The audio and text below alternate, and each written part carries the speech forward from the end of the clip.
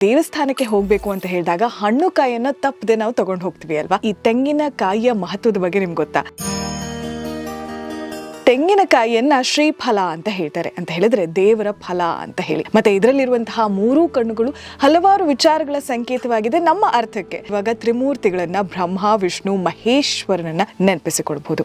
ಮತ್ತೆ ಈ ತೆಂಗಿನಕಾಯಿಯನ್ನ ಒಡೆದಾಗ ಇದರಲ್ಲಿ ಫಟ್ ಅನ್ನುವಂತಹ ಏಕಾಕ್ಷರ ಶಬ್ದ ನಾವು ಏನು ಕೇಳಿಸ್ಕೊಳ್ತೀವಿ, ಇದು ನಮ್ಮಲ್ಲಿರುವಂತಹ ನೆಗೆಟಿವಿಟಿಯನ್ನ ತೆಗೆದು ಹಾಕುತ್ತೆ ಅಂತ ಹೇಳಿ.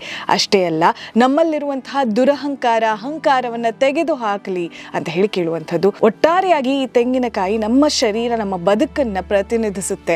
ನಮ್ಮಲ್ಲಿರುವಂತಹ ಆ ನಕಾರಾತ್ಮಕ ಶಕ್ತಿಯನ್ನ ಒಡೆದು ಹಾಕುವ ಅನ್ನುವ ಅರ್ಥದಲ್ಲಿ ಈ ತೆಂಗಿನಕಾಯಿಯನ್ನ ನಾವು ಹೊಡಿತೀವಿ. ಪುರಾಣದಲ್ಲಿ ಮತ್ತೊಂದು ಮಾತು ಇದೆ.